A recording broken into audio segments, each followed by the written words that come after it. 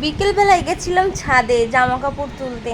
তো গিয়ে দেখি পাশের বাড়ির গাছ আমাদের ছাদে পড়েছে, জামরুল গাছ, আর প্রচুর জামরুল হয়েছে। হনুমানে এত উৎপাত করছে বেশ কদিন ধরেই, হনুমানে খেয়ে অর্ধেক শেষ করে ফেলেছে।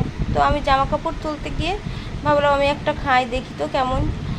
তো আমিও ছাদে উঠে একটা জামরুল খেলাম। গাছটা কিন্তু আমাদের না, পাশের বাড়ির।